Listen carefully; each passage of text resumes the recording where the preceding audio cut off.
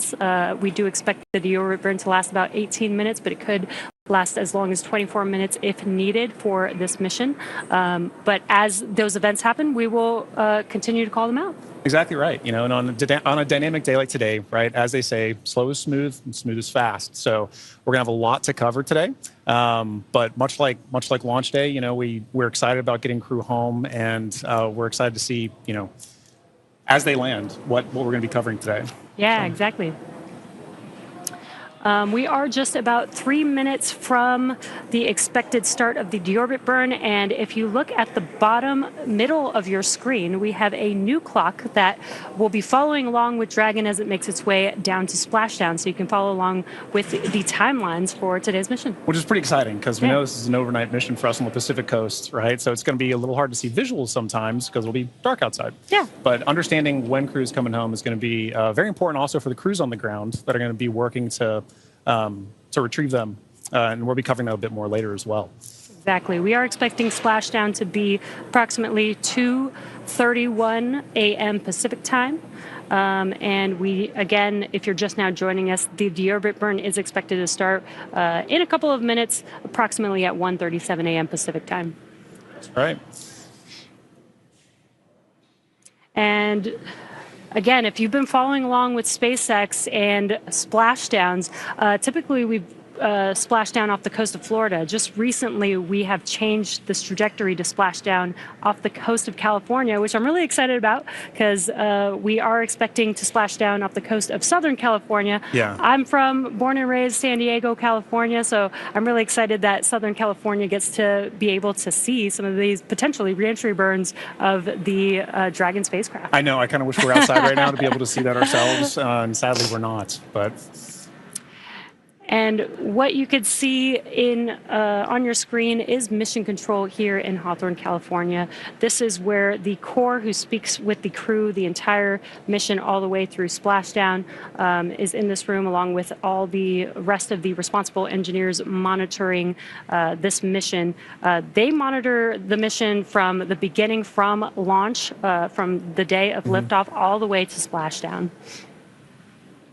Yeah, and similarly in Houston, at Axiom headquarters, we have MCCA. That's Axiom's Certified Mission Control Center. You can see Axiom flight controllers, working in MCCA around the clock, same as what Jesse mentioned for mission control here in Hawthorne. We have 24/7 coverage in all of these control centers, and that's making sure that, you know, while crew's up there, we have them supported fully from the start of the mission to the end of the mission. And on a day like today, right, it's a very critical operation. We want to make sure that we're there supporting them as well. So we've got coverage all the way from their return and into landing. Yeah, a little cheesy, but teamwork makes the dream work. Working in tandem with Axiom Space and our SpaceX members here. Exactly right. You know, we've got to do it together, and I love that we can work in tandem in each mission control and bring the crew home safely. Exactly right. And both those control centers, like we said, work throughout the mission together. Right, on launch day, we have SpaceX's Mission Control Center here in Hawthorne working with Axiom's Control Center in Houston, as well as NASA's Control Center in Houston, Johnson Space Center, and Kennedy. So we have all these launch complexes that work together, all these control centers that work together, and that doesn't change throughout the course of the mission. It really does exemplify the teamwork that we have to make missions like Ax-4 happen, or Ax-4 happen. And all those flight controllers that we see there, they go through a rigorous amount of training to get to those positions, right? To be able to support crew and to be able to understand what crew's going through so that they know exactly what's going on in that mission in that time frame. Yeah, exactly. And we are still waiting for the deorbit burn or confirmation of the deorbit burn to start. It should be starting any moment now. Again, we're just waiting for the call out. We do expect it to last approximately just under 18 minutes for this deorbit burn for this specific mission. That's right. And if you're just tuning in, after that deorbit burn, we'll then proceed into a few more dynamic operations following that. We'll look to be jettisoning the trunk after we do a claw separation. And then from there, we'll move into nose cone deploy and parachute deployment. So, or nose cone closure, sorry, and then parachute deployment. So we've got a very full day coming up ahead after this deorbit burn starts.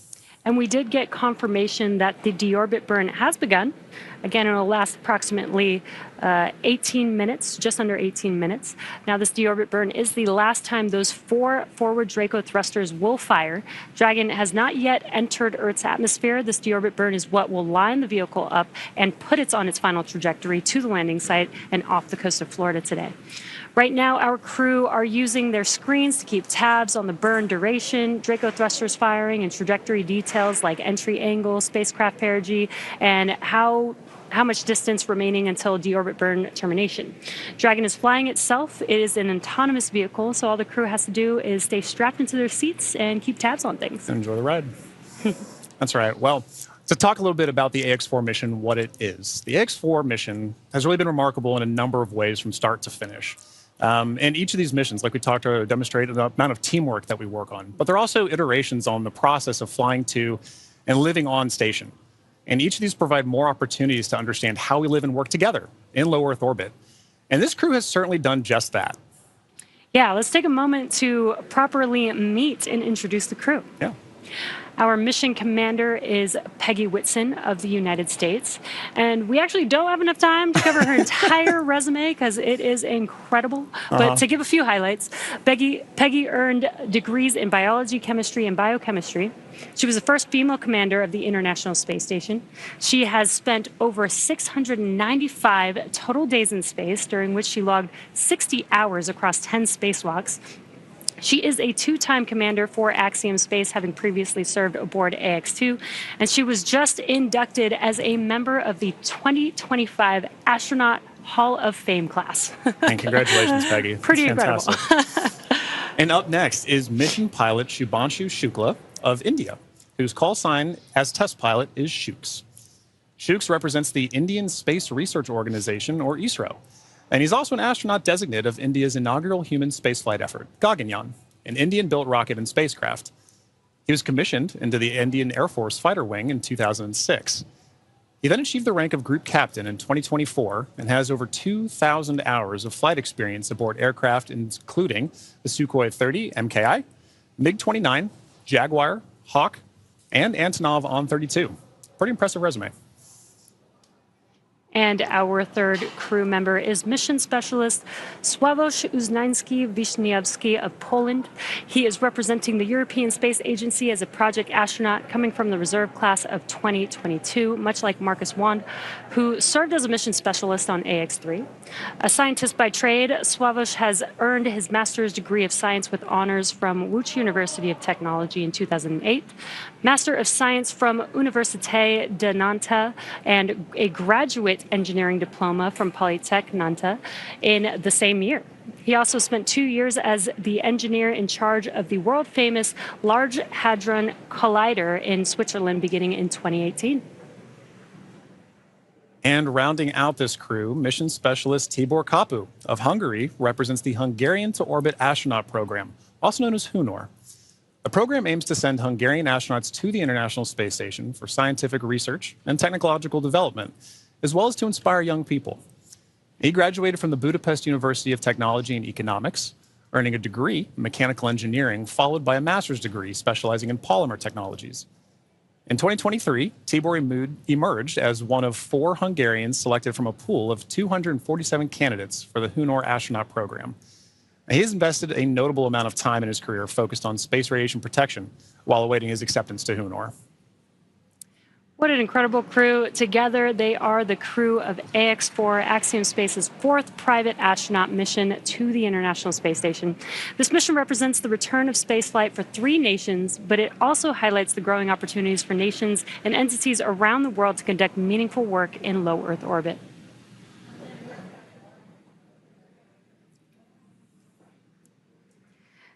And we are, again, if you're just now joining us, the deorbit burn has begun for the crew, and this deorbit burn lasts just under 18 minutes. So we still have about 10 more minutes to go in this burn, and we are patiently waiting for that burn to conclude. Exactly right. And at the end of that burn, like we mentioned earlier, if you're just now joining us, we'll move into claw separation and trunk jettison before we move into nose cone closure and then parachute deploy.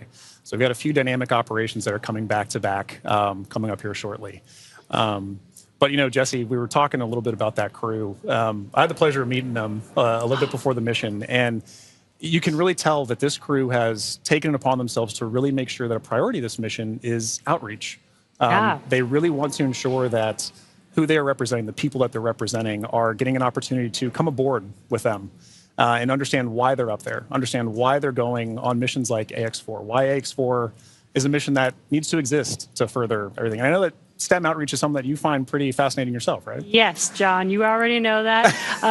I love outreach. I think it's super important. There's so much technology emerging and growing and advancing, and I think it's super important for the young people to get interested in it while they're young, so they can further explore that interest when they do get older and when they can, go to school or go into a professional field. So I think it's great that this crew specifically did multiple outreach events during this over mission. 20, I think you said, right? Yeah. Yeah, and it's one of those things, too, where for a lot of times, this may be these kids' first times getting to understand, like, what goes on the International Space Station? Yeah. What kind of things can we research in space? I know one thing that kind of resonated with me is, when I got to meet Suave, as he's known by some, especially the crew. Appropriately. His background in microelectronics, right? He's carrying that on his research here today to understand how does space radiation, which is a huge problem to solve, right, for long-term, long-duration spaceflight missions, how are we going to solve the problem of space radiation? And not just for humans, but for electronics. And so for this particular mission, they were, and we'll cover a little bit of this later too, but they were flying some experiments to assess, like, how can we better protect these in orbit? So I think Suave, Tibor, their backgrounds really help kids understand, how can I tie my research to the practicalities and understanding of how do we live and work in space? Yeah. And honestly, this is what we do all of this for. This is what Axiom-4 is for, and other missions have been for, is to do that research. I think a lot of people don't realize astronauts are scientists. They are. They are. Doing a lot of experiments. Exactly. First and foremost, the reason we're up there is to understand, how are we going to keep doing this? How can we keep doing this? So every mission that we work together, we learn from each other. Every mission that this crew goes on, from Ax-1 up through Ax-4 now, we all build on the last mission before it. We've been doing it for years, and we're going to continue to be doing this as well.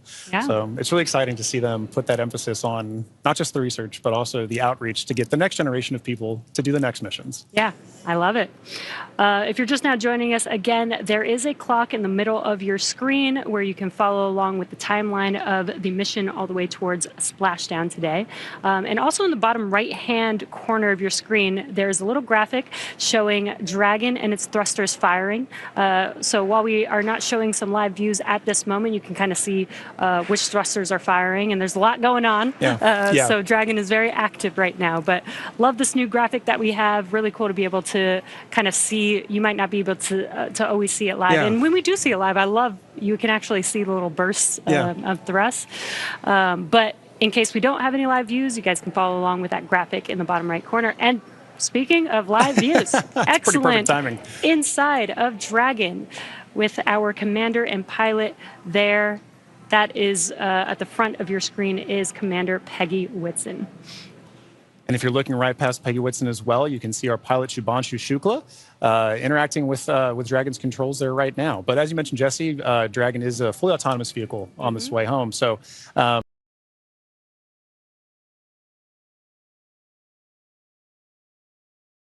kind of tying back to one of the things you mentioned earlier, being able to see the thrusters firing like that really highlights a good point. When we don't have direct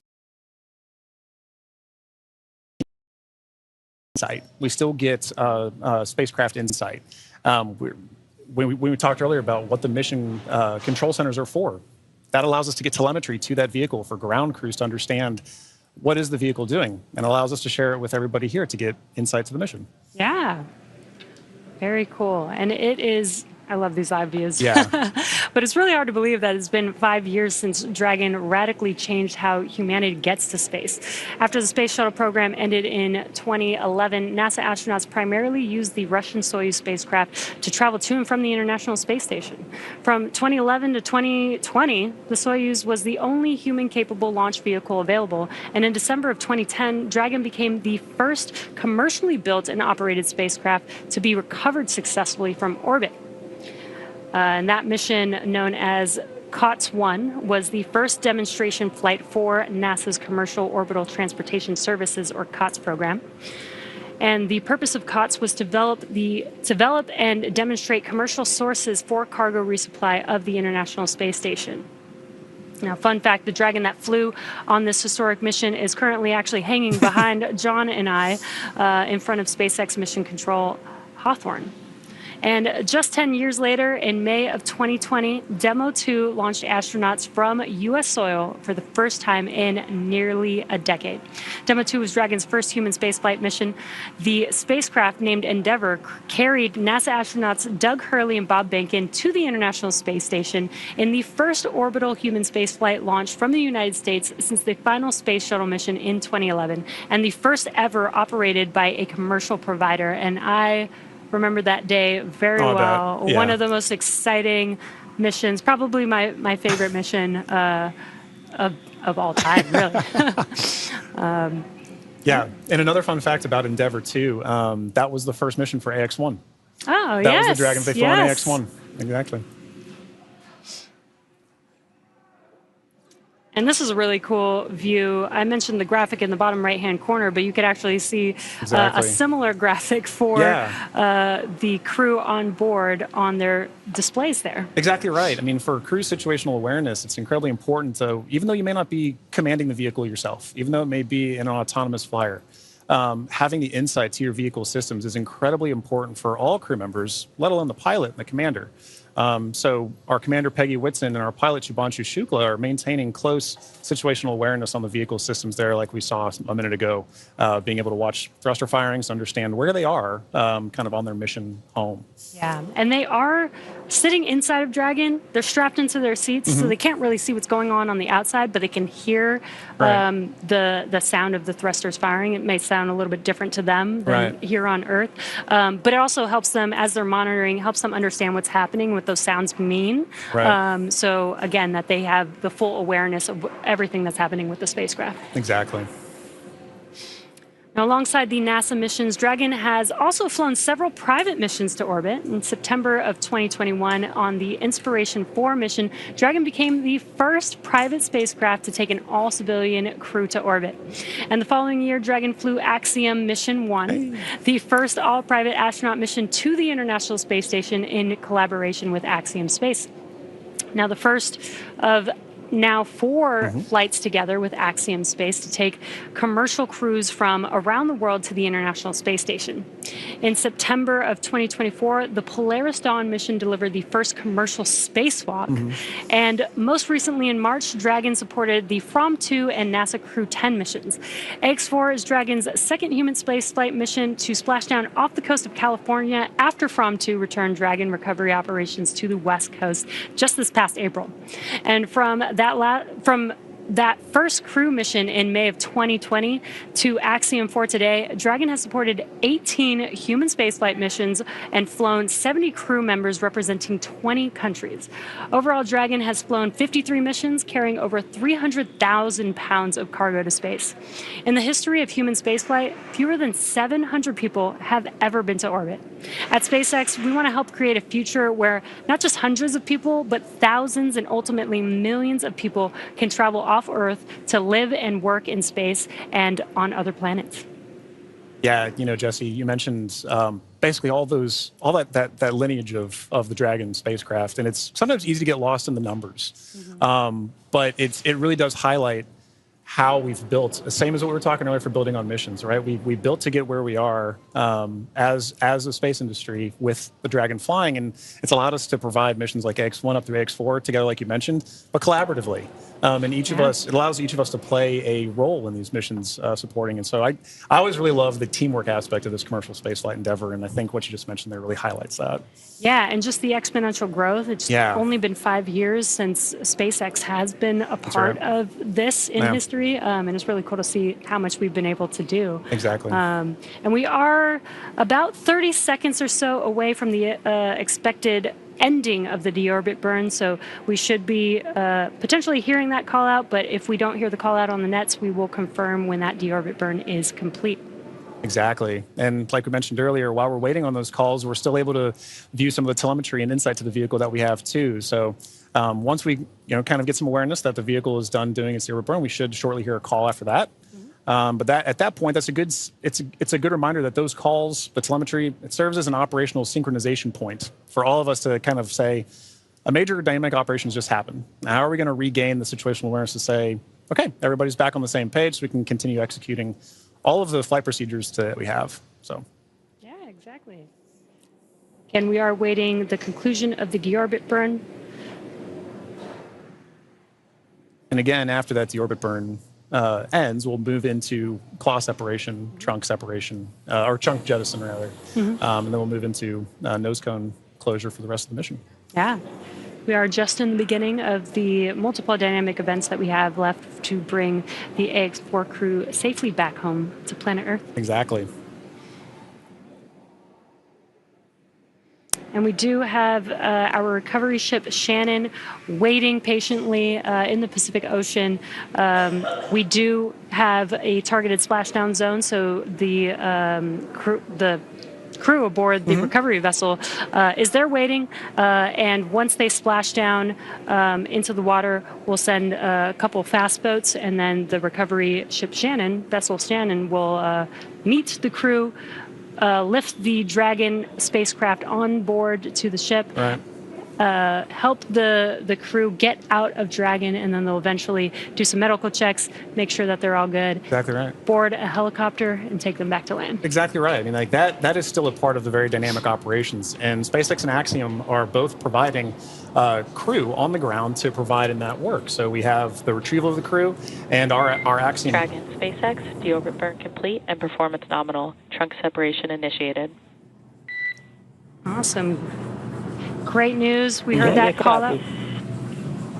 We heard that call out that the deorbit burn has completed, which is great news. We're moving on to the next events. So at the moment, Dragon is doing a couple of things autonomously. It's isolating the thermal control system fluid loops from the radiator.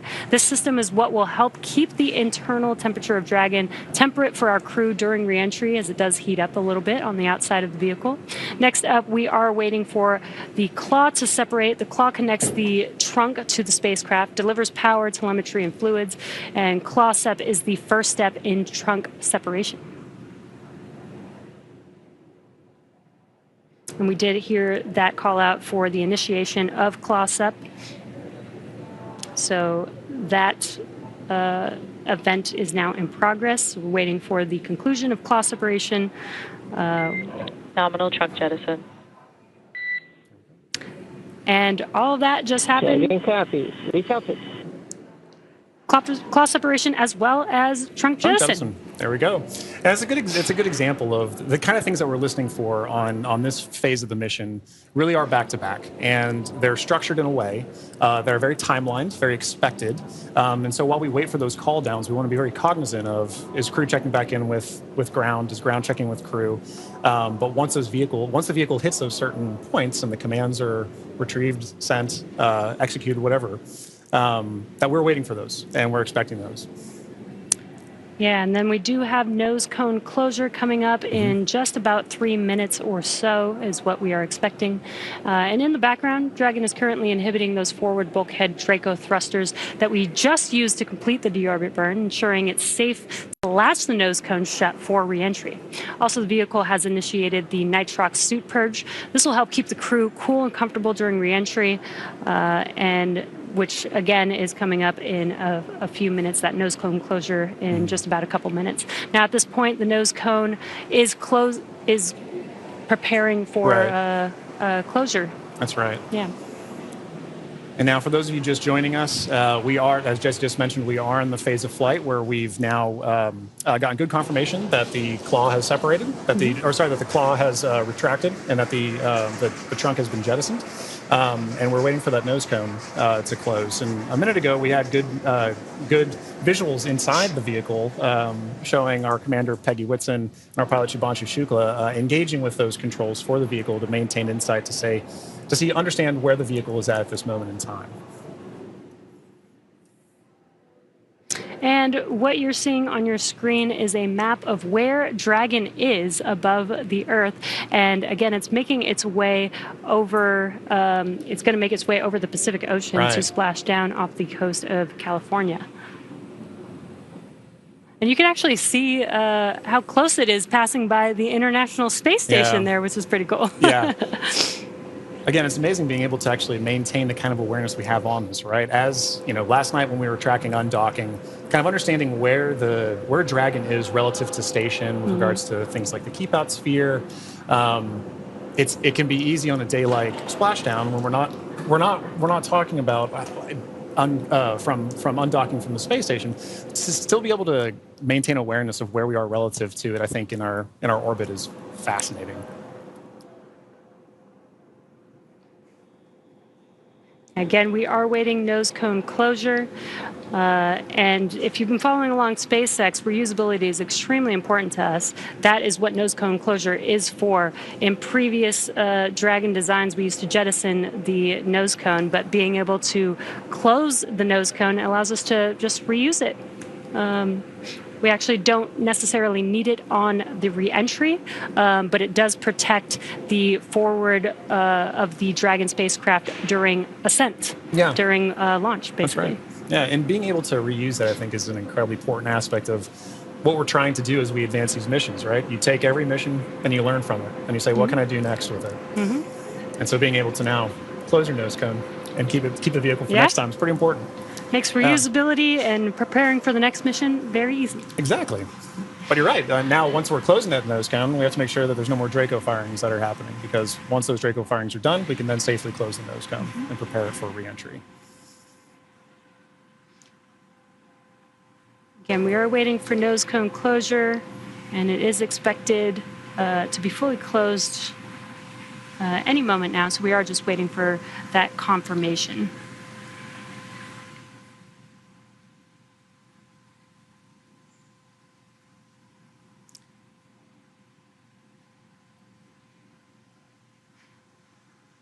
And if you're just now joining us, the crew has already completed a deorbit burn, which lasted about 18 minutes long. We had claw separation and jettison of the trunk, and nose cone closure is now in progress. Again, we're waiting for that nose cone to fully close, and then we'll begin to reorient the vehicle as it's lining up with its landing zone and prepare for re-entry through the Earth's atmosphere. That's right, and that landing zone for today is in the Pacific Ocean. In previous Axiom missions, we've gone to the Atlantic, but for this mission, we'll be splashing off the coast of Southern California. And at that point, once crew has landed has splashed down, rather, sorry, we'll be dispatching crews out to the crew to retrieve them, pull them aboard Shannon, our SpaceX's retrieval vessel, and at that time, ground crews will also be assessing crew, making sure they're okay, and Axiom Space personnel will also be providing support to the crew as we pull them back on board. Yeah, and what you saw on that graphic is we do have a few different splashdown zones. Today, we are expected to splash down off the coast of San Diego today. And there you can see the trajectory that Dragon is going to be making as it makes its way to that splashdown zone. That's right. So if you're in Southern California, you should get some pretty good views. We won't have any here today. We're inside. But we will be following along closely, obviously. Once those parachutes deploy, we get good visual confirmations of crew. It's important to note that the ground crews will know exactly where Dragon is landing. Or splashing down, rather. And at that point, we'll be able to go out and retrieve them. But prior to that, you should get a pretty good view of Dragon coming in. Yeah. I think it's a pretty cool view. I've seen the videos, haven't seen it in person just yet. Hopefully one day I'll get to see re-entry of a crew. But if you're in Southern California and you go outside in about 15 minutes or so, you might be able to see it. That's right.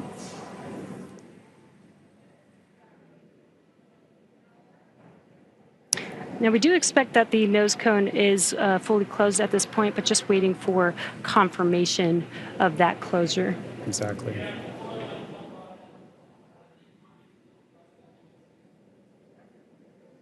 Again, the nose cone helps protect the forward bulkhead thrusters and just the forward section of the Dragon spacecraft during ascent. And closing the nose cone, again, just helps with recovery.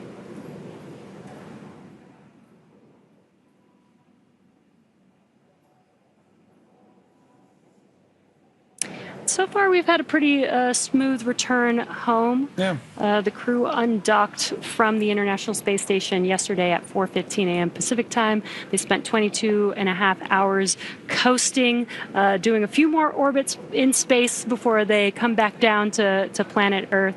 And we're just under 30 minutes from them splashing down. And again, we have this new clock on your screen, in the middle of your screen, where you see that countdown to splashdown, which I love, because now you can see there's about 26 minutes before we expect them to splash down in the Pacific Ocean off the coast of San Diego today. Yeah, I think having the countdown really helps bring home that they're almost here.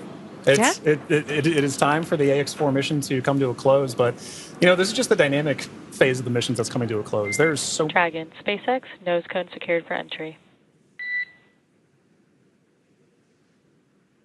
Dragon copy, nose cone secured.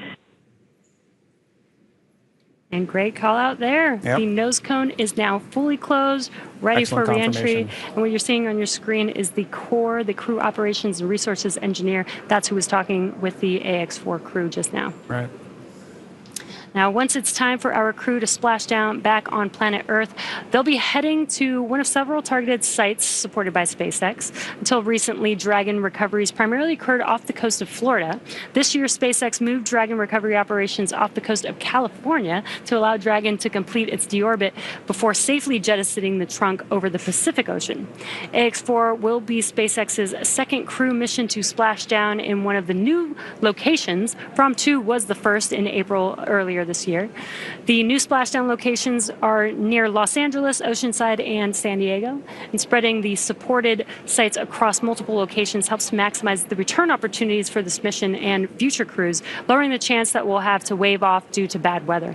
So our fully equipped recovery vessel Shannon is stationed in Long Beach, California, and is currently standing by to support splashdown today. That's right. And like you said earlier, we'll be expecting to have that splashdown right off the coast of San Diego, as you can see on your graphic there. So we take into account many different variables, including what landing sites have favorable weather. And SpaceX teams have selected the primary landing site, as we just mentioned, as San Diego. Now, there are a number of weather-related items that play into splashdown and recovery operations. Some of the more obvious factors that impact operations are rain or chance of lightning in the recovery zone, both for the safety of the crew inside, obviously, but also for the recovery teams, as we've discussed, on the water. So we're looking for wind speeds that are less than 15 feet per second, or about 10 miles per hour, and relatively calm seas so that we can safely execute recovery operations. And these recovery operations include a lot, right? It's landing a helicopter on the recovery ship to fly our crew back to shore, but it's also pulling the Dragon spacecraft into Shannon, the recovery vehicle. Yeah, and as we've been mentioning, there are a number of variables and criteria that come into play, and they all help ensure safety of both the crew and the recovery teams. But weather conditions today are looking great in Southern California near San Diego, and for these operations, SpaceX closely coordinates with the United States Coast Guard to establish a safety zone to ensure public safety and for the safety of those involved in the recovery operations, as well as the crew on board the returning spacecraft. Now, multiple notices are issued to the mariners in advance and during recovery operations, and Coast Guard patrol boats are deployed to discourage boaters from entering the splashdown zones. And that's right. We really want to stress to the public the need to respect this safety zone. Recovering a spacecraft from the water is a hazardous operation, as you can imagine. And any other boats interfering in the area not only increases the risk to the astronauts in the spacecraft, as well as the teams working to recover them from the water, but also to those themselves who would be going out to see it. So for the safety of the crew, as well as your own safety, we recommend you sit back from home, watch and follow along the action from your TV, as the teams who have trained extensively do this. For final entry briefing, report when ready to copy.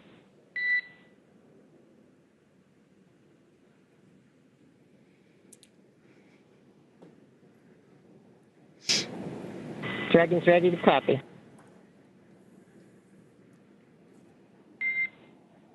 Dragon, I have no deltas to the previously briefed times.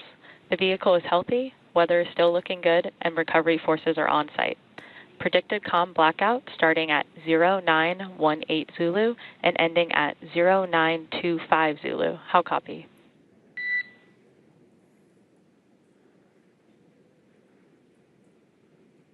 No deltas to the timeline. Everything's healthy and weather looks good. 0918 to 0925 for the comm blackout. That's a good readback, Dragon. And with that, I'll be looking for you to verify that tablets are secure, visors are down, and restraints are tightened no later than 150 kilometers. Dragon copies. Welcome.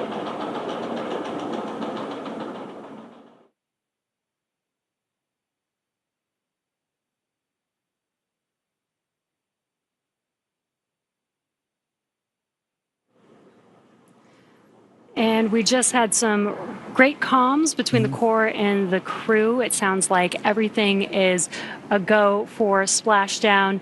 We are expecting the blackout period to begin at 2:18 a.m. Pacific time. That lasts about 6 minutes, completely expected. We will lose comms with the spacecraft as the vehicle heats up with plasma around it, but we do expect them to pass through that in about 6 minutes and regain comms after that. So really exciting, about 21 minutes away from splashdown. And as you might imagine, astronaut training can be extensive, from training that is specific to each crew member's role to learning SpaceX protocols, space station systems, and preparing for the science and outreach activities that they'll be conducting in space. Private astronaut training is rigorous. In addition to the training in the field like they do through NOLS, or NOLS, the Ax-4 crew spent about 35 days training inside of Dragon. Now, to prepare them for flight, our teams at SpaceX spent the last several months teaching the crew about orbital mechanics and how to live in microgravity. While this was more of a review for Peggy Whitson, for the rest of the crew, this was their first time flying on Dragon. The training program includes nearly 100 different lessons covering all aspects of the flight. The crew spent time inside of our Dragon training spacecraft to run simulations of ascent, the International Space Station rendezvous, and re-entry. And they also spent time at the launch pad in our suit-up room and working through emergency procedures that would be necessary in the unlikely event of a pad abort scenario. And beyond those critical trainings from SpaceX for the ascent and return phases of the mission, Axiom Space has facilitated a host of efforts over the last 10 months to ensure that the crew and all of those who support them, like ground operations, mission control, flight controllers, are all ready for the mission while on board station. And kicking off efforts for that training at Axiom headquarters in August of 2024, the Ax-4 crew immediately began to familiarize themselves with the range of teams and systems that they would need to become proficient with in order to succeed.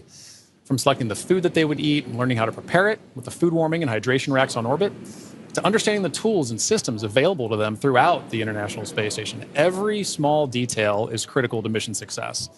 So in Building 9 at Johnson Space Center, the crews learned and rehearsed routine operations, medical procedures, emergency situations, and media exercises. All of this built up to full-scale simulations that were then run in coordination with ground teams at Johnson and around the world. And as the name of the International Space Station suggests, specific modules are owned and operated by different nations. The crew traveled to Germany to earn their certification of these systems in the European module known as Columbus. As an ESA project astronaut, Swabish had additional trainings at the European Astronaut Center. The crew then traveled to Japan to learn the systems of the Japanese experiment module, also known as Kibo. With hands-on training that culminated in a round of testing, the crew became certified to use the systems of Kibo for their flight. And beyond the specific requirements of each space station module, the crew also participated in a range of efforts that would bond them into a crew and ensure that they were physically and mentally prepared for any mission scenario. So this included a week of training with the National Outdoor Leadership School, or NOLS, where the crew faced a week of kayaking against heavy winds. It also included a day in an altitude chamber to experience how their body reacts to different oxygen levels, and even included an underwater helicopter escape training simulation. SpaceX Dragon crew has tablets secured, restraints tightened, and visors down. SpaceX copies. Crew are configured for entry. 5 minutes until predicted comm blackout. We'll see you on the other side at 0925 Zulu. Copy 09250 on the other side of the blackout. Okay, and good comms there from crew that they are ready and configured for their return time. And, you know, an aspect of that is to wrap up our discussion about training. That's a major training point for crew, understanding how their return phase is going to look so that they know, let's go ahead and call ground and let them know that we're ready for maintaining it. So training really is at the heart of any successful mission. You plan, you train, you fly in that order. Yeah, exactly. Training prepares every astronaut, even those very experienced like Peggy Whitson, and she also did retraining with the Ax-4 crew. It's important for the crew to train together. But this prepares them for any phase, any potential scenario in their mission. Exactly right. You know, and missions like this are important milestones for everyone involved, from the crew members who fly to those that they represent, to the host of scientists and engineers around the world who have an opportunity for their research or their technology to be tested in microgravity. Everyone learns from these missions. And for Axiom Space, this is at the heart of why we do these missions. We're building opportunities for others to advance what is possible and expand what is known. And we want to enable every human everywhere to take part in this. Now, after a beautiful launch on June 25th, the Ax-4 crew docked with the International Space Station a little over a day later, opening the hatch and greeting the Expedition 73 crew on June 26th. The crew shared some good words in a welcoming ceremony and an astronaut pinning that we don't have there, but did happen, before quickly getting to work on their extensive itinerary. Now, each crew member brought with them a host of research, technology demonstrations, and outreach objectives, ranging from human physiology to space radiation impact studies, and even some gardening while they were up there. So this crew maintained a very full timeline, but they prepared for this, part of their training. Each crew member wanted to ensure that every minute of this mission was utilized and that all of their objectives were hit. So Peggy, Shooks, Suave, and Tibor were ready to work with their time on board. Over the course of 18 days on board the station, they accomplished over 60 research activities, as well as more than 20 outreach events. But as their time on station came to a close, the Ax-4 crew participated in a brief farewell ceremony where they said their goodbyes to the Expedition 73 crew. And now for more details on the incredible work performed by this crew on orbit, check out axiomspace.com to see more. Yeah, I love that this crew did so much outreach. 20 events in 18 days is pretty remarkable. Yeah, it's so pretty very impressive. impressed. Plus the 60 experiments on top of that. So I mean, and as we discussed earlier, it was a huge priority for them to be able to conduct those outreach events for the people of their countries who may not have had a chance to talk to an astronaut to understand why are we going to space. Now they have a better understanding of that, and like you mentioned earlier, it's get them started young. Let them understand the passion of it. I know that my nieces, my nephew, right? They're excited about space. Yeah. They want to be involved in space too. So I can only imagine getting a call from Tibor, getting a call from Suave, and understanding what are we doing up there. Oh, that would be so awesome. Yeah. Now we are expecting that blackout period coming up here in just about a couple of minutes. Now this blackout period. This is when the Dragon spacecraft re-enters back into the Earth's atmosphere. What's going to happen is there's going to be a lot of plasma buildup as it's getting more through the atmosphere. And that plasma is getting to about 3,500 degrees Fahrenheit, building up around the spacecraft. So we will be losing comms. This is expected. Today we're expecting it to last about 6 to 7 minutes, and then we'll regain comms. And you'll probably hear the core after the expected blackout period time has ended. Make some comms, some calls to the crew until they regain the comms and get confirmation from the crew that they can communicate with each other. That's exactly right. You bring up a good point. An expected loss of comm, or sometimes you'll hear loss of signal, or LOS. It's an expected part of spaceflight. It is planned for. They are predictable, and mission operators or flight controllers work through that to understand when are we going to be able to have and maintain communications with the vehicle, communications with crew, and that can happen at any time during the spaceflight. So for this 5 minutes, right, based on the physics you discussed of the vehicle heating up, you know it's going to happen, and ground crews can predict for that and work around it. But it's a good reminder that we're waiting for those verbal cues, not just visual cues that we'll get. We've been able to see some visual cues today of crew in their suits, but also be looking for visual cues later, right? Good parachute deploy. We're also listening though for good verbal cues. So we heard a minute ago, Commander Peggy Whitson was calling down saying that crew is in a good configuration for us to go into this period of no comms. Yeah, and we do expect that that blackout period has probably begun at this point. That's And right. speaking of visual cues, I've had the opportunity to talk to some of the astronauts that have flown on our Dragon Yeah, spacecraft, and they've said it's kind of one of the most spectacular sights they've seen really. with different. They said it looks like sparks outside of the window, but with multiple different colors, Yeah, multiple different looks of what that plasma yeah. heating up around the vehicle looks like. So they should be experiencing that right now. The Ax-4 crew still inside of the Dragon spacecraft. Again, this blackout period will last approximately 6 to 7 minutes. And again, we won't hear any comms throughout this period until the expected blackout time is complete, and then we'll start hearing comms from the core calling out to the crew. That's right. As we begin the second half of entry, Dragon is now beginning to flush nitrox into the cabin and continuing to top off the Ax-4 crew's suits with cool air. Again, this is what will allow the cabin temperature to remain comfortable while, as I mentioned, the external temperatures reach 3,500 degrees Fahrenheit. The heat shield is pointing forward, leading the spacecraft to the landing site. Dragon's primary heat shield is comprised of Pika 3.0, which stands for Phenolic Impregnated Carbon Ablator. First generation Pika was first developed by NASA for studying and sampling comets within our solar system. SpaceX then partnered with NASA to develop Pika X, which was the second generation product used on all Dragon 1 commercial resupply missions that successfully resupplied the space station on 20 missions. Pika 3.0 was developed specifically for use on Dragon as we prepared to begin flying crew with enhanced structural and thermal properties that optimized the heat shield and drove down cost and mass. The remainder of the Crew Dragon spacecraft is composed primarily of a SpaceX proprietary ablative material. It's another class of thermal protection which is lighter weight versus Pika and protects the underlying composite structure during re-entry to ensure the structural capabilities are maintained. Now, while Dragon will experience temperatures well over 3,000 degrees Fahrenheit during peak re-entry conditions, the characteristics of the TPS or thermal protection systems coupled with the ECLIS environmental control and life support system in the pressurized interior will ensure that the Ax-4 crew will stay cool and comfortable during all the phases of re-entry through splashdown with all that heat surrounding them. Exactly right. Well, now, as Ax-4 set a new benchmark for private astronaut missions with the most research activities executed aboard an Axiom space mission to the International Space Station to date. With over 60 experiments representing 31 countries, the mission showcased the growing global interest in leveraging low Earth orbit for scientific discovery. The research portfolio included 8 technology demonstrations, 12 life science investigations, and 27 research projects. And this research spanned a wide range of disciplines, from cancer biology to regenerative medicine to even artificial intelligence, agriculture, and materials science. And this further demonstrates how low Earth orbit is a platform for innovation.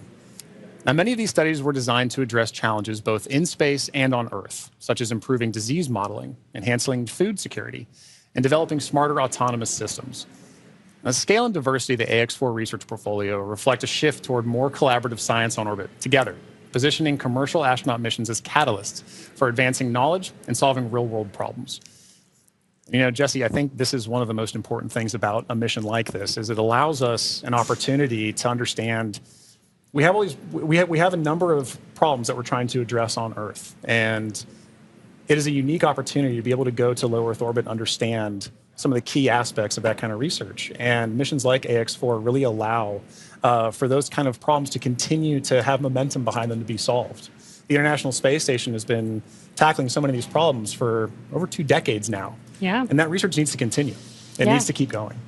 I think a lot of people don't realize that some of the stuff that we have that seem very simple and common to us here on Earth actually sometimes come from the research that happens in space. Exactly right. Exactly right. One of the things we were talking about earlier is a major aspect of long duration spaceflight is the radiation impacts. And I know for me personally, I thought one of the really interesting research topics or research experiments that was being conducted on orbit for Ax-4 was looking at what are the different materials and properties that we can use to protect against space radiation. So during the mission, we had a great call between Peggy Suave and Dr. Lucy Lowe with Axiom Space to discuss exactly what it is that we're trying to protect for and understand why space radiation is so difficult to wrap. So, you know, missions like Ax-4 they're all important. And we are now seeing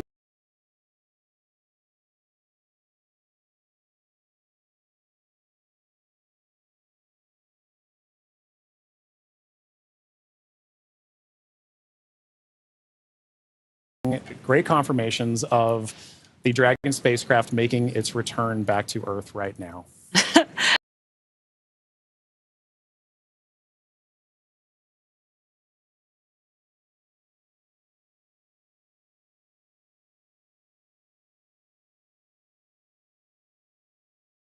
Pacific time, so just a couple more minutes here, and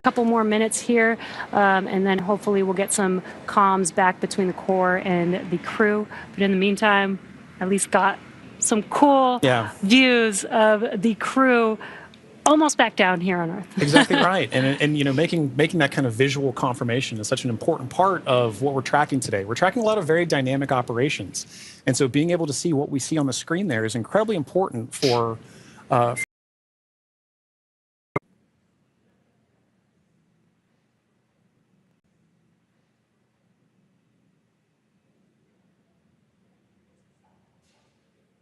Again, we may not hear the crew until they do get those comms back, that acquisition of signal. Dragon, SpaceX, comm check. SpaceX Dragon, we have you loud and clear. Dragon, we have you the same. Expect automated chute deployment.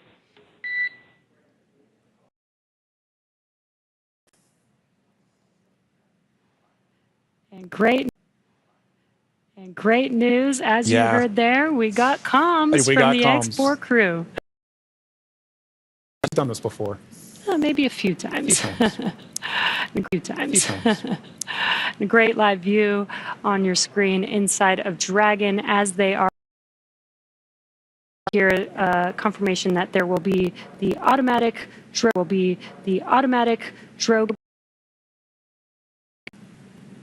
And on your screen with that great live view.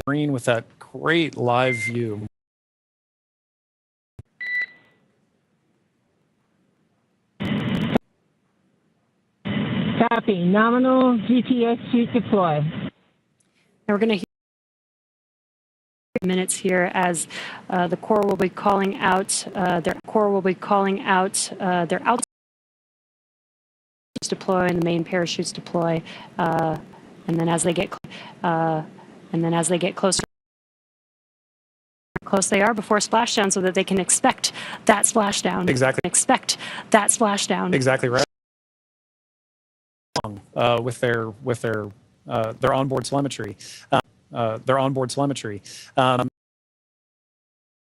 vehicle speed, vehicle altitude, all those are really important metrics. Communications or the verbal communications that we've gotten with crew. We're also getting vehicle communication to these next 4 minutes before. And there you can see on your screen.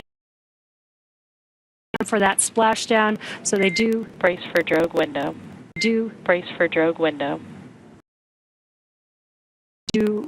reorient the crew depending on the dynamic events. That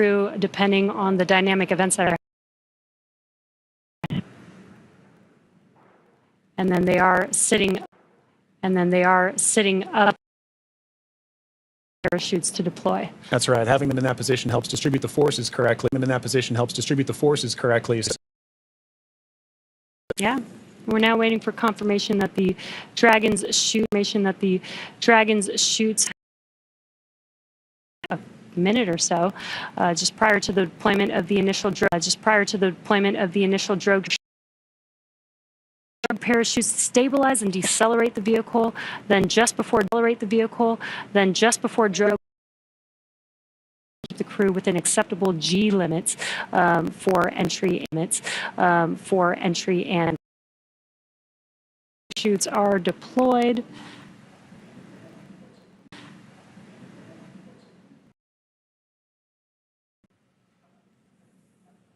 View looking forward. Drogue. Descent rate nominal, copy.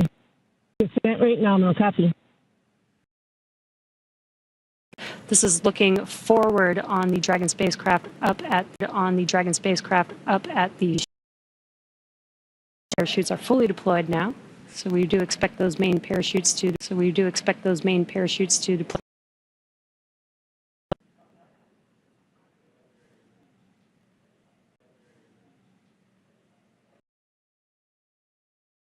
We have now confirmed that the Ax-4 minutes out from splashdown, and our main chutes have deployed.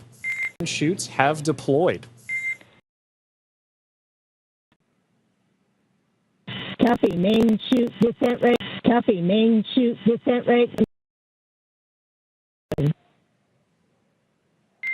We copy 1,000. We copy 1,000 meters. Confirmation as well as those comms that the four main parachutes be slowing down the vehicle from 350 miles per hour all the way down to just 150 miles per hour, all the way down to just about down and splashes down into the ocean. Exactly right. Exactly right. You mentioned of today's specific splashdown is that it's occurring at night.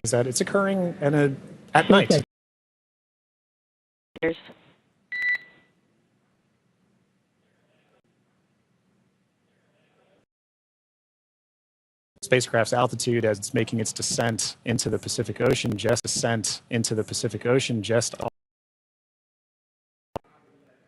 love that it's coming off the coast of my hometown.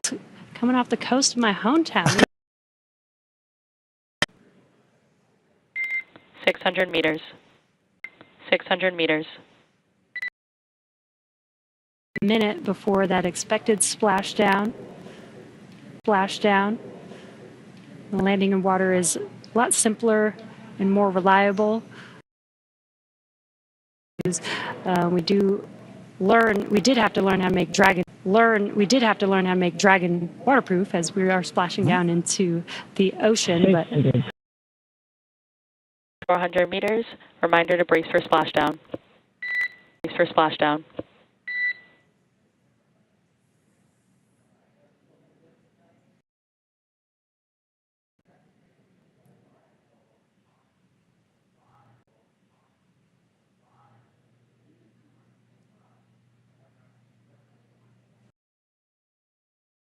That's a pretty cool view. Yeah.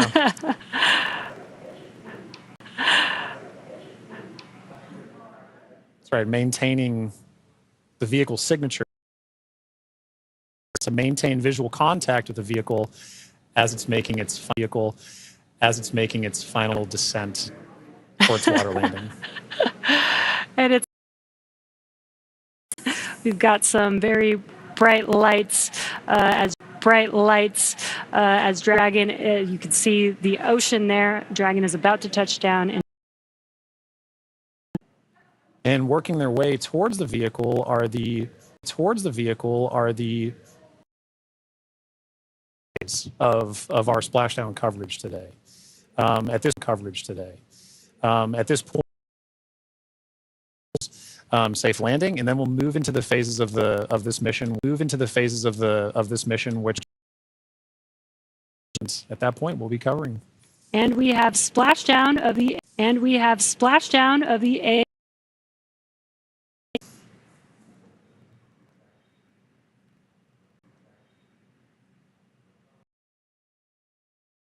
Stable 1.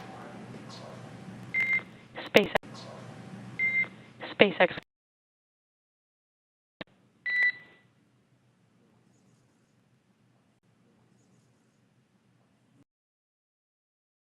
This trip, and Grace is happy to be back.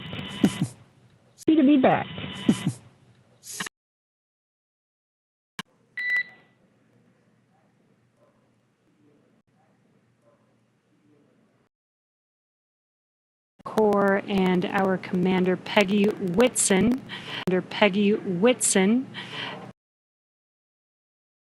Splash down at Dragon SpaceX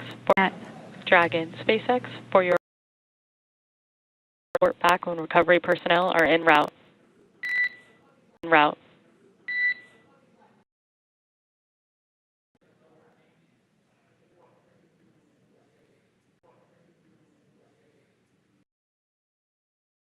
can see a couple fast boats are going to be approaching the Dragon. Spacecraft is safe. They're going to do some sniff checks.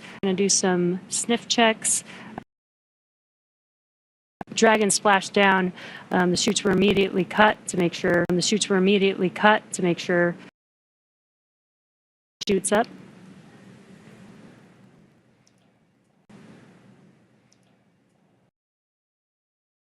Spacecraft is safe, then our recovery vessel Shannon can begin to process. So we are now eagerly Dragon has already autonomously completed several steps to save its. The return of Ax-4 has gone smoothly so far, and we just re-entered the Earth's atmosphere, followed by deployment of its parachutes to slow the spacecraft down. Splash down in the Pacific Ocean at 2:31 a.m. Pacific time. Dragon's recovery of that from Shannon. From Shannon. From pulling the spacecraft, Dragon then automatically saves any additional minor system reconfigurations. The astronauts remain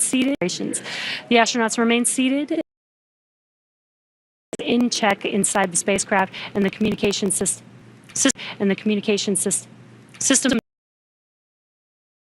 And as we're watching, SpaceX has two fast boats in the recovery fleet, which move very quickly. The main recovery vessel, which will move into position upwind of the spacecraft. First fast boat makes initial contact and is focused on immediate safety. Ergolic propellant vapors. This ensures that it's safe for Shannon to approach. The team begins rigging the spacecraft for water recovery by the recovery ship. A redundant boat to the first. So we'll see a team member. We'll also see. Yeah, and it'll take a little over 10 minutes for the recovery. Dragon to be lifted into the recovery vessel as part of the preparation for so that they can attach Dragon's hoist rings and connect the lifting lines. Remove the crew from the spacecraft, and then after medical checkouts, the crew. Houston. That's right. And each of these next steps are entirely dependent. On. We have pulled go for recovery personnel approach. Expect fast personnel approach. Expect fast boat. Dragon copies. We'll be waiting. And with that call from core to Peggy, the two fast boats making an approach to the Dragon that you see in the middle of your screen. Team Space's chief medical officer is on the main recovery ship Shannon and is ready to. And our medical teams will be with them every step of the way home.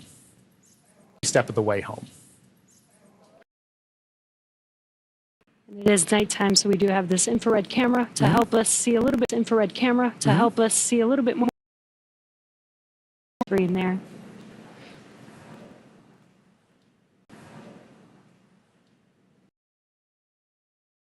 These SpaceX fast boats are now making initial contact. With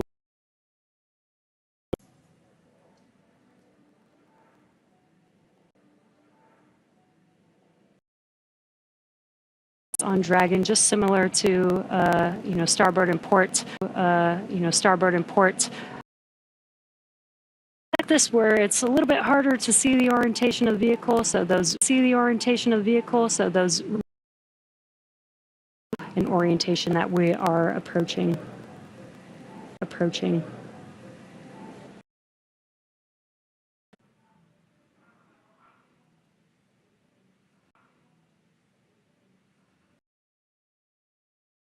And it does look like they are pulling a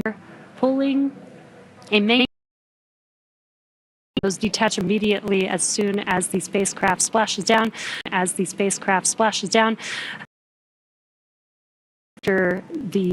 it splashed down and helps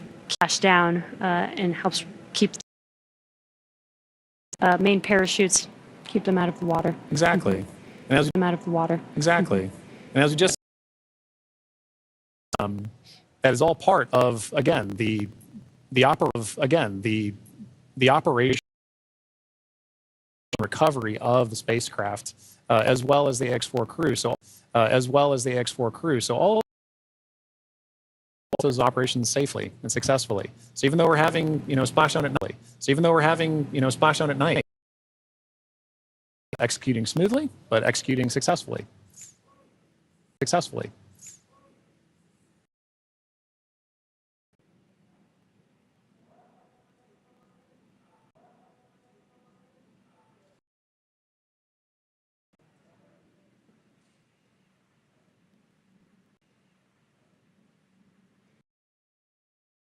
Looking at some additional views that we're getting in of the fast boats making. And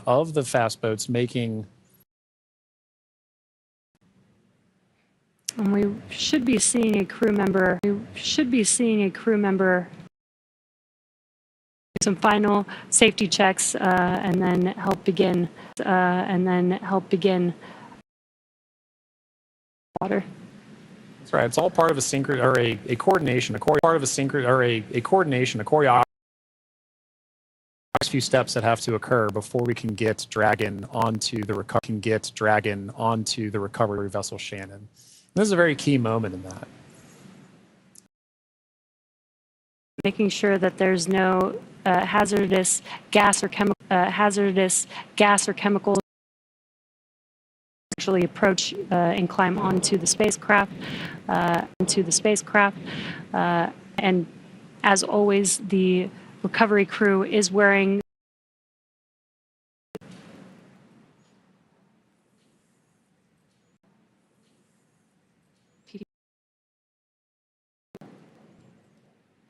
It's a good reminder that even in this phase of the mission, we're excited crew is home, but the job's not done yet. So we ensure a safe return for the crew on board. Yeah, we call conclusion of the mission when the crew egresses the spacecraft, and egress means to exit the spacecraft.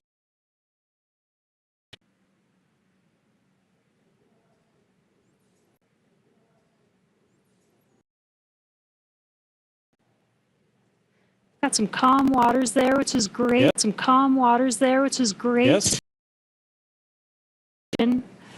As we splash down off the coast of San Diego today.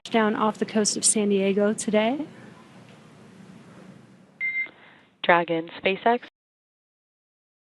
Progress. Approximately 5 minutes until capsule lift. We have SpaceX flight surgeon standing by. Please confirm crew are ready for. Dragon, copy go, and we are ready for post. Next call you hear will be from flight surgeon on Dragon to ground privatized.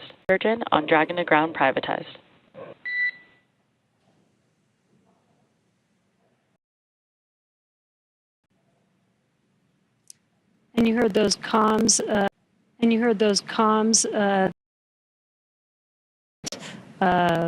Net, and that's what those comms were, confirming that they are switching the nets that they will be communicating on. Through all those dynamic events, while for us watching Dragon re-enter the Earth's atmosphere with the crew, so just making sure that the crew is feeling good, and checking in with how they're doing. on the return trip home, as just mentioned. It's a very dynamic phase of flight. In those private medical conferences or PMCs with the SpaceX, make an initial assessment of crew while the team is also the ground teams outside are continuing to work that rigging. They mentioned to rig and then hoist the Dragon spacecraft into the recovery vessel. So while those operations are happening, crew will also be talking. Hey, how's everybody doing? How are you looking forward to it? Yeah, and it did. Forward to it. Yeah, and it did. We also checked the thrusters that did not fire to make sure that there are no leaks from those thrusters. We do have Super Dracos abort emergency during ascent. We did not need those thrusters. Ascent portion, but we do want to make sure that throughout the mission. Space station for 18 days that every final recovery operations.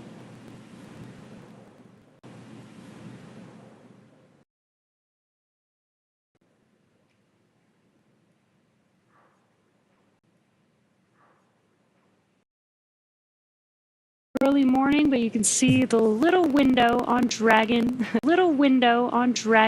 and the crew is patiently waiting. Recovery operations. It's a very different view that they're having outside that window than they had for their flight up. I'm sure that they're also glad to say, hey, we're home.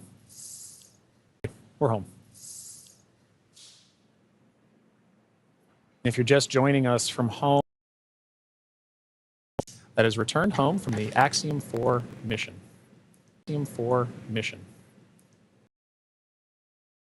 25th, the Axiom-4 mission. Dragon, SpaceX. The Axiom-4 mission. Dragon, SpaceX. We have you loud and clear on Dragon. Copy, Dragon. We have you the same.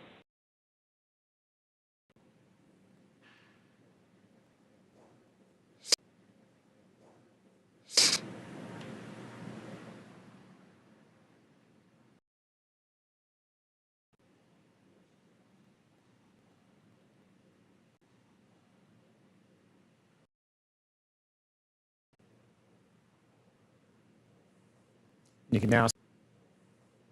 can now see procedures to ensure that the Dragon spacecraft is rigged. Be advised, we're going to step into transitioning the forward link. Comm will.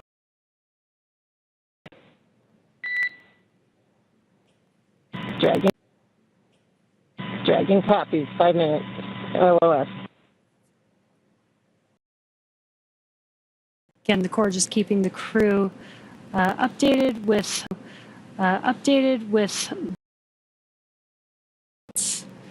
but rigging is continuing, as we can see there. On top of the spacecraft. Yeah, working very important procedures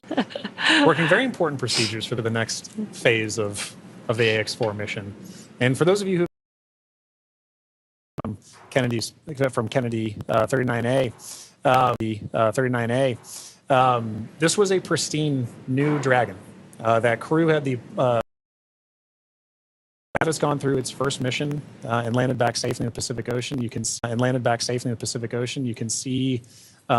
exactly what the spacecraft goes through on its return home, but very much a sign of a successful mission. Yeah, I love the tradition that the first crew that flies in the spacecraft get to name the spacecraft. Named the spacecraft Grace, yeah. which I think is amazing. And we've got a great fleet of Dragon spacecraft. She's actually our third frequent flyer. Yeah. Our first frequent flyer. Yeah. Our first frequent flyer was Michael Lopez Alegria from Axiom Space. Yeah. second being Jared Isaacman when he flew on the Polaris Dawn mission. And at SpaceX, we're trying to make these vehicles reusable, just like aircraft. When you fly and fly, the same crew members flying again. Exactly. Which is awesome. Flying again. Exactly. Which is awesome. And it's important to note, right, that kind of mission like Michael Lopez Alegria, to better help inform the next crews that are coming with them, right? The more familiarity that you get with the vehicle, as a personal Peggy super fan, I can astronaut to be able to give an why they chose to name it Grace. And to your point, Jesse, about the we could see the I don't know if it's a new tradition potentially. Yes. To the Ax-4 crew, and because of her frequent flyer, I absolutely adore that she was able to have that distinction. Yeah, you can add to the resume. SpaceX frequent flyer.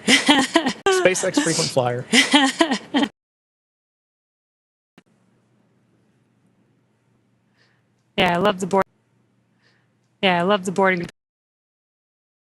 As aircraft, planes that we fly on every single day. In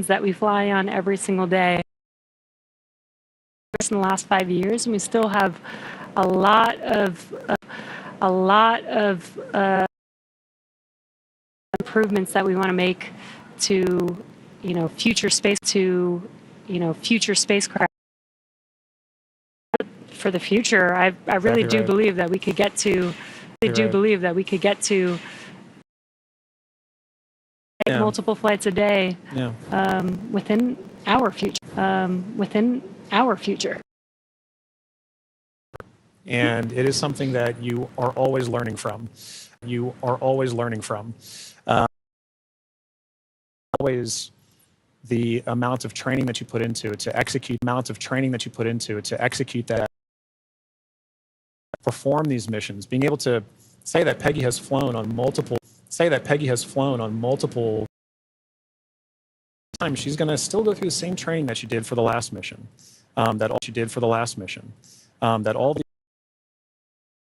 To be ready to support missions like these from even well before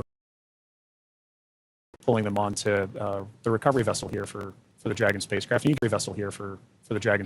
can see making approach to Grace.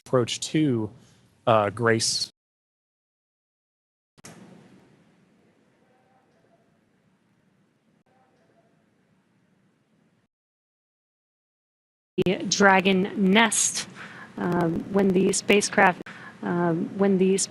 is ring that you see there at the end of the recovery vessel there. And once the spacecraft is nestled into the nest, it'll translate to a deck that meets the height of where the hatch on the Dragon spacecraft is. That'll enable the crew to egress or exit the spacecraft easily onto a platform in the recovery vessel. And talking about the crew, Jesse, we've mentioned this idea of this kind of understanding the aspects of spaceflight, as mentioned earlier, being able to do STEM engagement on the mission, but also being able to spend time and honestly, your crew commander being somebody like Peggy Whitson, for Shooks and Suave and Tibor to be able to take that knowledge back to their respective space agencies and to their countries is a huge step forward for what you just mentioned earlier about making sure that that human spaceflight as a team sport continues for everybody to understand what's going on, because now Shooks and Suave and Tibor have a very important distinction, and they now have a very unique perspective on what it takes for a human spaceflight mission to occur. as first time astronauts, they're going to take back all that knowledge from their time on the International Space Station and be able to make huge impacts with their space agencies in their countries. Yeah, I'm sure they learned a lot from Peggy Whitson, but also the other crew members that Exactly. are currently on board the International Space Station. They got to interact with so many different people with diverse skills. Exactly. And 18 days Yeah. is quite a long time It in is. space. It is. So it's a good amount of time. I believe this is the longest duration for an Axiom space mission so far.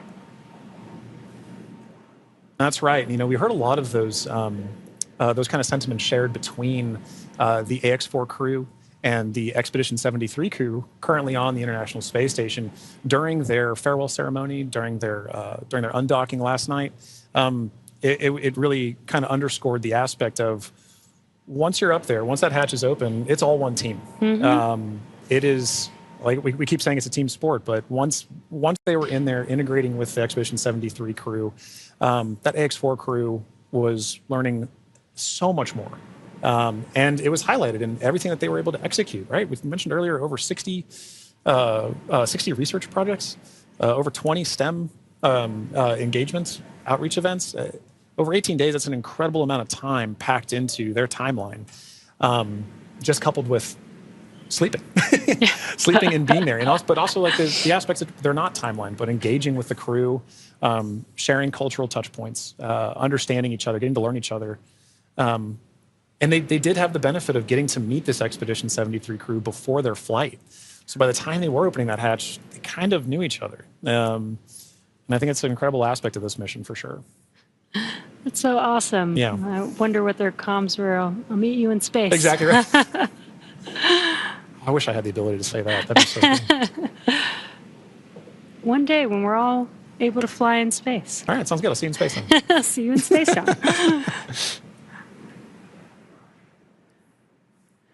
Looks like we're getting closer. They are pulling the spacecraft towards the recovery vessel. Looks like we're rigged up, and you can see the hydraulic lift moving forward and down. And then it will begin to lift the spacecraft out of the water and again into that Dragon nest that you see there on the recovery vessel.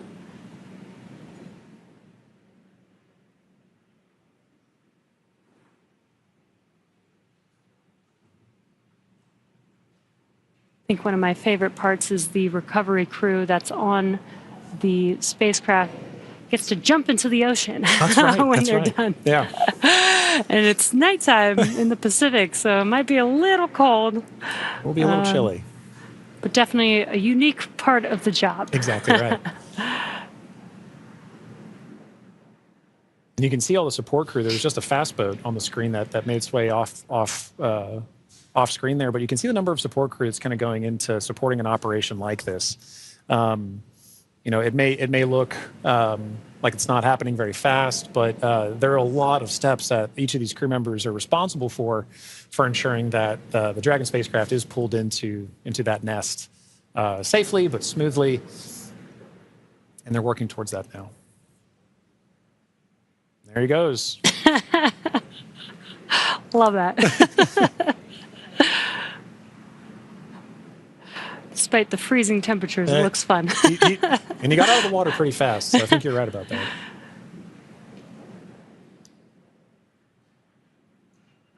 All right.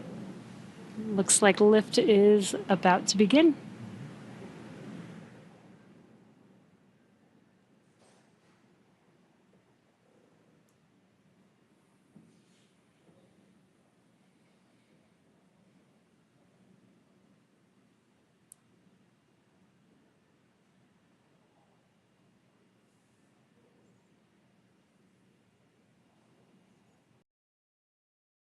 Those of you just tuning in, the Ax-4 crew splashed down off the coast of Southern California a little under 30 minutes ago, and we are now in the Dragon SpaceX. Rigging is complete. Dragon copies. Dragon copies. Dragon SpaceX, capsule lift in progress, brace. All right, good verbal confirmations there and visual confirmations. Again, those comms, crew can't see what's happening outside of the spacecraft, so letting the crew know what's the vehicle moving, what those different feelings are, with the spacecraft moving around. Trying to give crew some level of situation during the crew extraction and for the journey back into port. And set on the nest, and from here it'll be centered and oriented.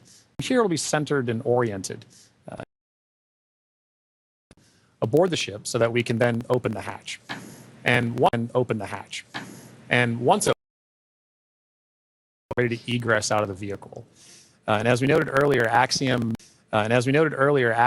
met to assess and assist the crew. The astronauts will spacecraft orientation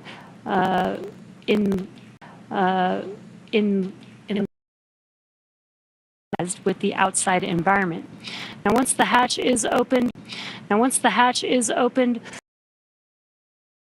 since boarding Falcon 9 at the start of their mission on June 25th. Before the crew and also for the ground crews, getting that first conference, getting a thumbs up is something everybody wants to be able to see, and we'll be able to see it soon. Yeah. To the nest. Dragon SpaceX, welcome aboard the recovery ship. Forward link. Recovery personnel are completing their final checks, and I will let you.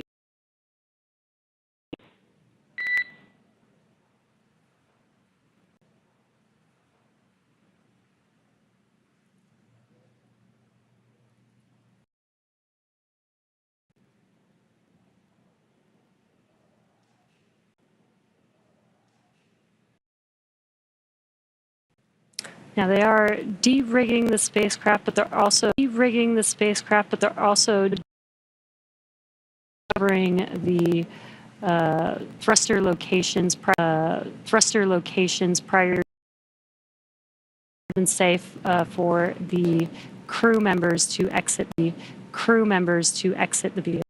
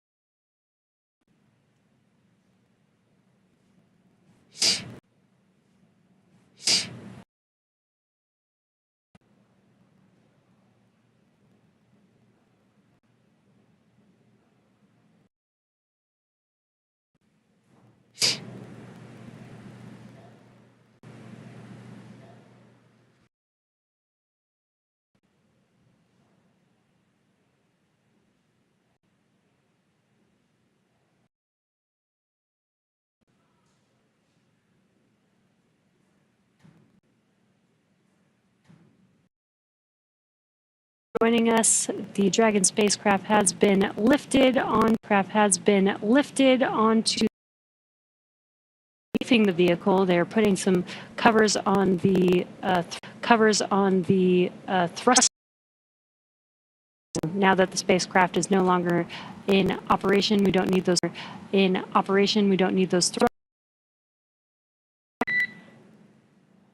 We have you loud and clear, we have you loud and clear in Dragon. Welcome aboard the recovery ship. We are working to troubleshoot the forward link. When we're ready for that. Okay, copy. Okay, copy.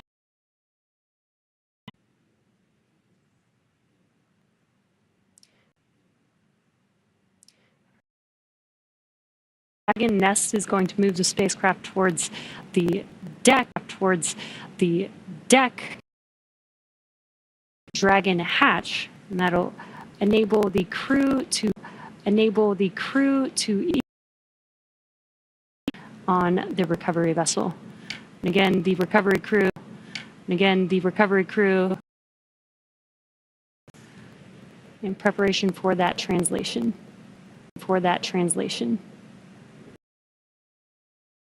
Right in the center of the spacecraft. Personnel will be there to assess crew and assist them along with other.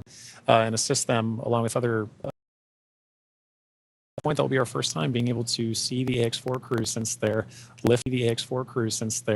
lift off.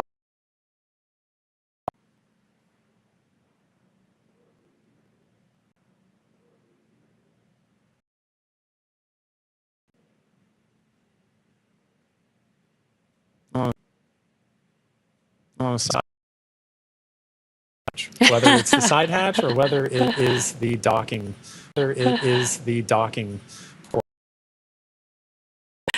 Yeah, it's going to be exciting for them once we open this Dragon.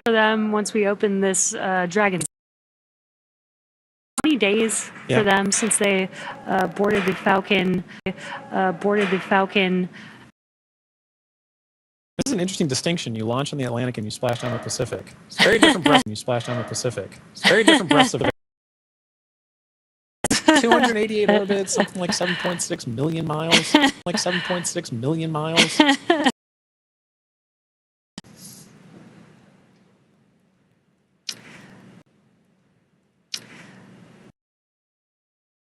That could be the next memento that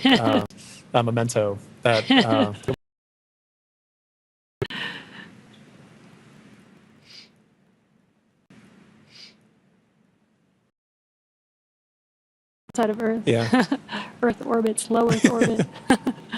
Low Earth orbit.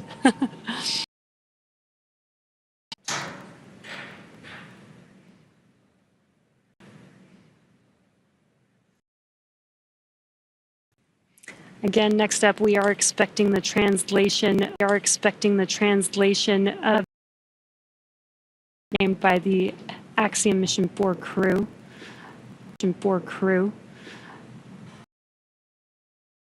And exiting of the vehicle.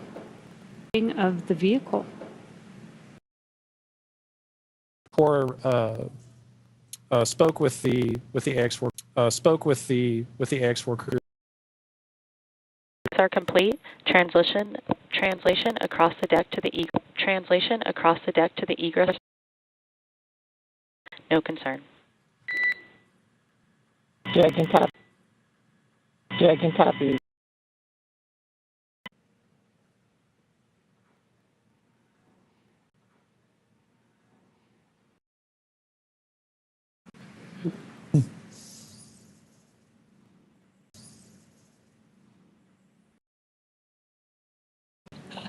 Flashing down, and then we are washing for the vehicle's side hatch to be opened. That plasma from reentry off. That crew can safely egress the vehicle, but also that ground personnel are safely protected.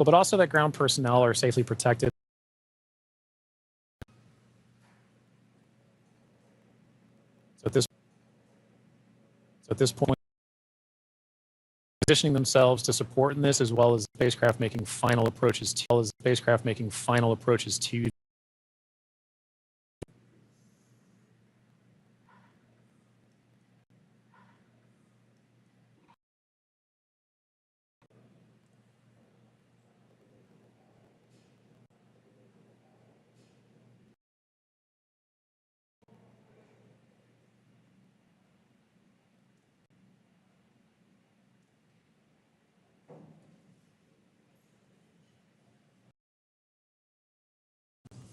freshwater washdown of the hatch area. We're seeing some final wipe downs of the hatch area. We're seeing some final wipe downs as well.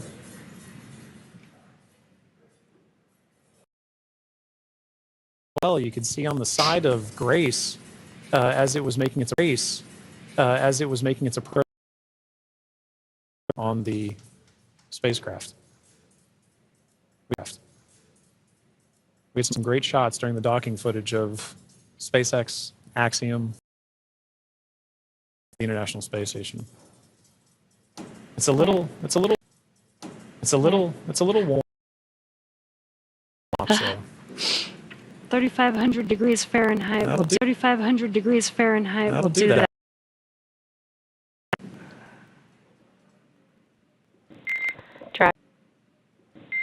Dragon. Here we go. All right. Here we go. All right. We're looking.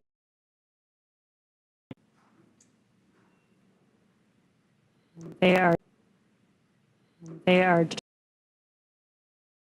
The crew will be the medical officer. The medical officer.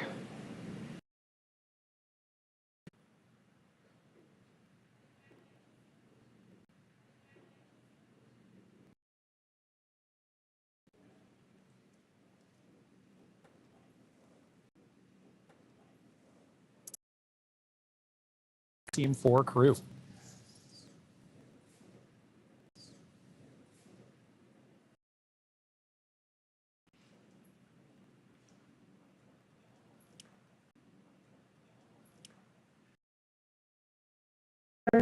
Looking tool. That's just a protector while the crew egresses. This is a reusable vehicle. Making sure there's no damage that happens and that the crew doesn't spacecraft.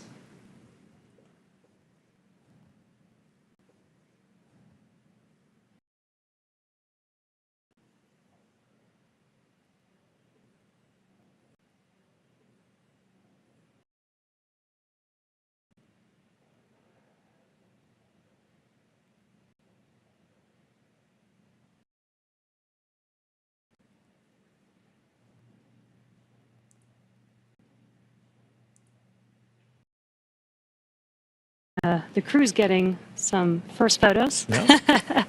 First photos. Yeah.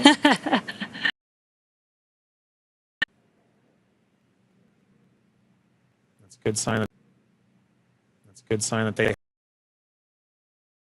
medical personnel So this time we are now just, if you're just joining, so this time we are now just, if you're just joining us, exit the Dragon spacecraft of their more than 20-day mission to the International Space Station.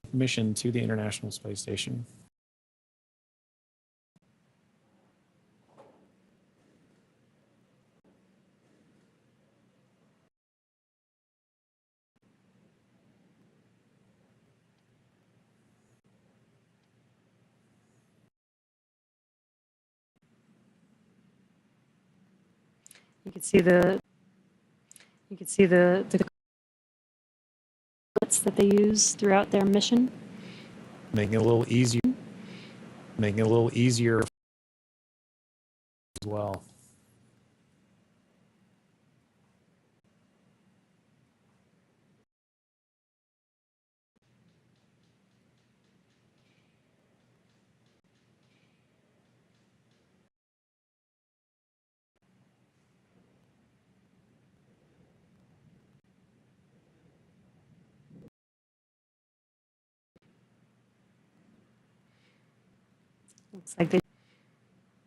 Looks like they just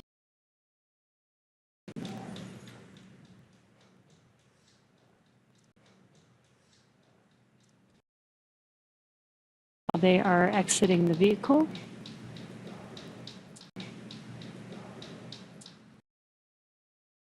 Ax-4 crew in their Yes. spacecraft. I already saw some.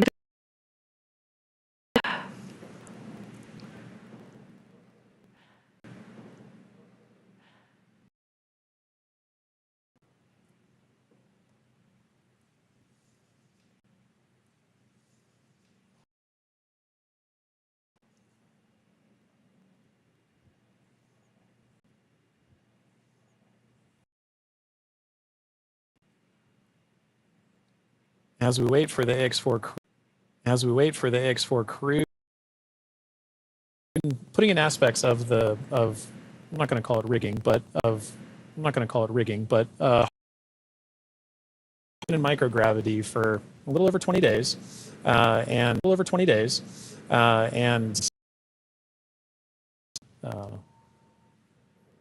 slightly challenging. Dealing with the gravity here on Earth.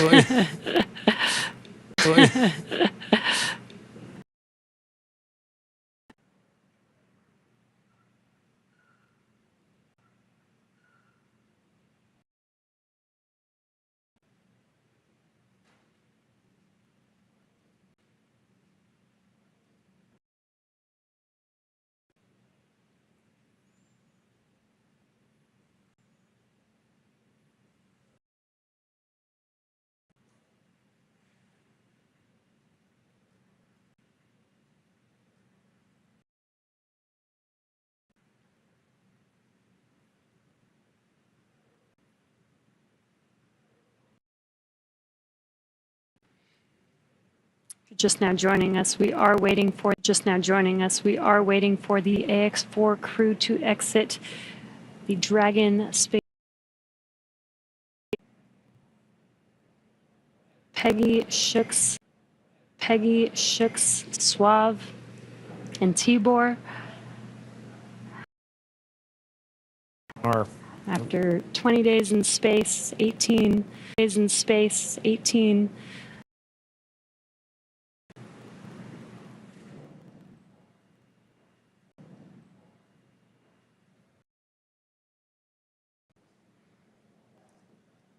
Now this wraps up a very significant portion of the mission, but it's not entirely over. The Ax-4, all the research done on the Ax-4 mission is all going to be in a world of post-processing analysis. So, following after crew egresses, the spacecraft and gets good medical checks. At that point, will be terrestrial-based operations of the That's Ax-4 right. mission. of the That's Ax-4 right. mission. I guess this is more of the end of the space-facing portion of These the operational mission. phases. Right. We're still going to take our time to get there. You can see ground crews are still working with the crew members in hardware inside. They've established some ground support equipment to help in the aid of the Ax-4 crew getting out of the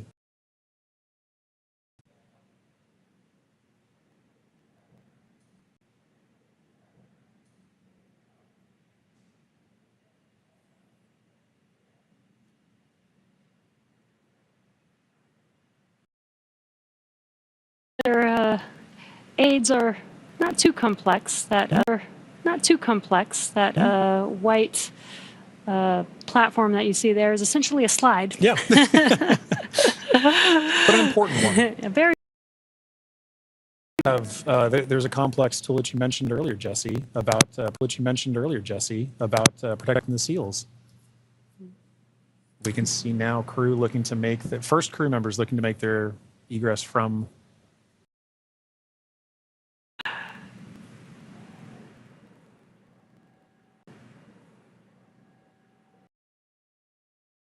Whitson, all smiles, exiting is home, having logged 695 days in space. 695 days in space on days in space by a human. It's an incredible feat. It's an incredible feat.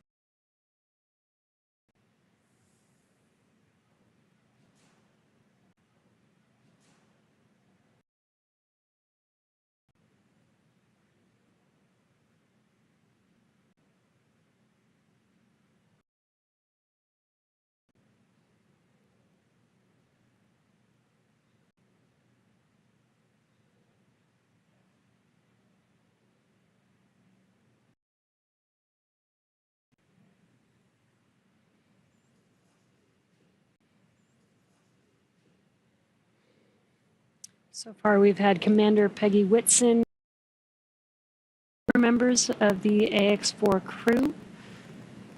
crew. There's no real. We're patiently waiting to see who's up next. Right. Right.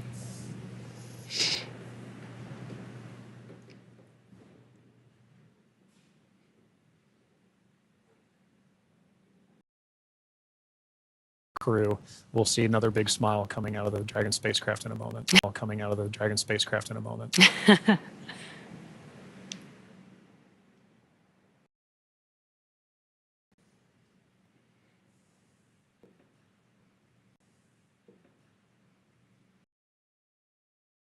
Got our pilot Shubhanshu Shukla as our said. India reached a major milestone for the nation's space exploration to fly from the country's newly established astronaut corps. Gaganyaan program, which aims to send Indian astronauts into space to execute international missions and reflects the country's broader. India continues to expand its capabilities in crewed spaceflight. This mission collaboration and leadership in space exploration.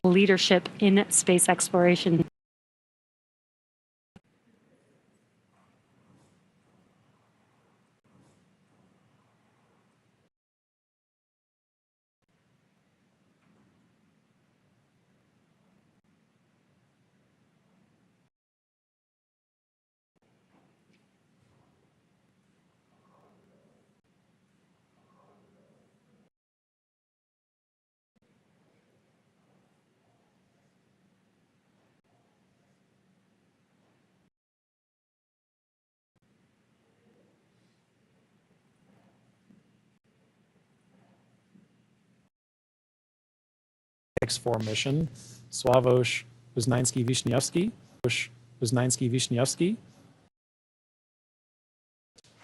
the Dragon spacecraft.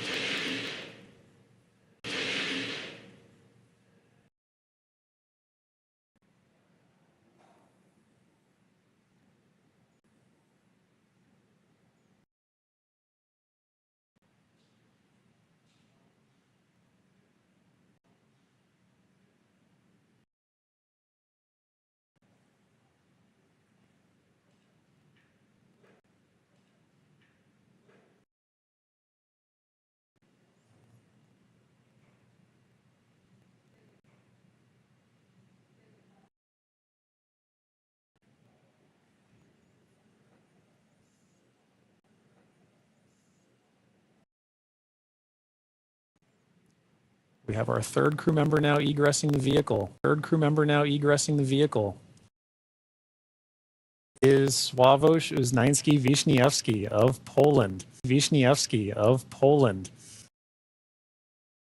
Now, Poland's participation in the Ax-4 mission through the Ignis program, astronaut Sławosz Wyznański-Wiśniewski, flying in partnership with the pressing challenges in human spaceflight: mental health, artificial intelligence, well-being on long-duration missions, but also for enabling safe and sustainable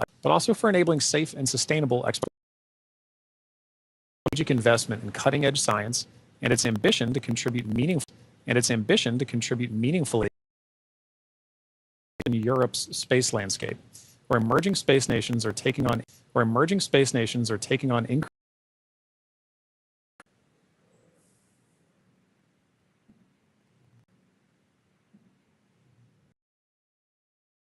like he had a very successful mission.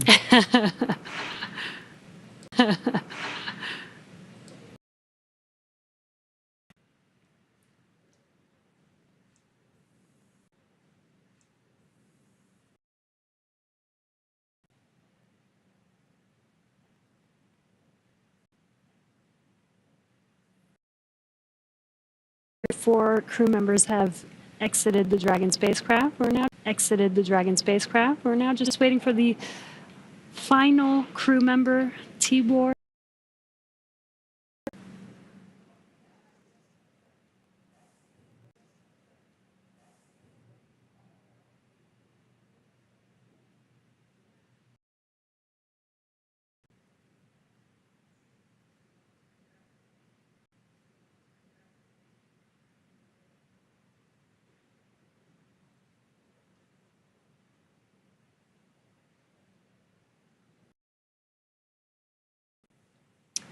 And last but not least,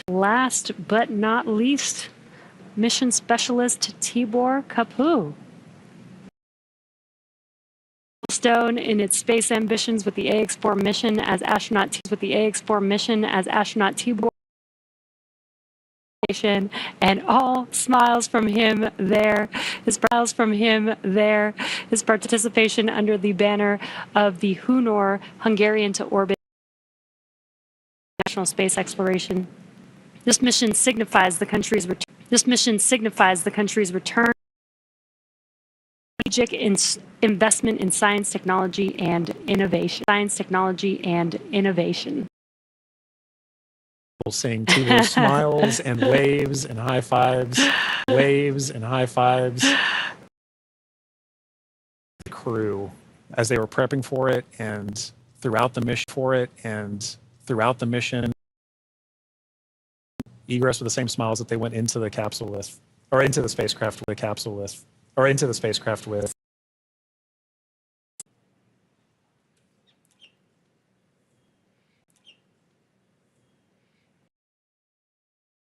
Well, at this point, the crew is now safely back home on Earth. Yeah. First checks by SpaceX and Axiom space medical teams. We're going to wrap up our live coverage of their historic return. 39A at 2:31 a.m. Eastern Time on Wednesday, June a.m. Eastern Time on Wednesday, June 25th, and arrived at station on Thursday, June 26th. This station before undocking yesterday, and then this morning at 2:30, and then this morning at 2:31. Yeah. What an amazing journey it's been for them so far. Yeah, it's been an amazing journey it's been for them so far. Yeah, it's been absolutely for joining me on this, and I'm glad we got to spend this time together. But now this cruise to SpaceX, thank you for an incredible flight and taking such great care. And the Expedition 73 crew, thank you for helping make the efforts of the Ax. And a special thank you to ISRO, ESA, and HUNOR for privilege to share the journey of Peggy, Shooks, Suave, and Tibor. Celebrate how the Ax-4 mission continues to demonstrate that the opportunities presented in industries and individuals than ever before. Through missions like this, so be sure to check out axiomspace.com to learn more about flight opportunities available. And we're now signing off with a final welcome home to the crew of Ax-4. Mission to the International Space Station. Check out SpaceX.com. Be sure to follow at SpaceX on X, and that'll do us for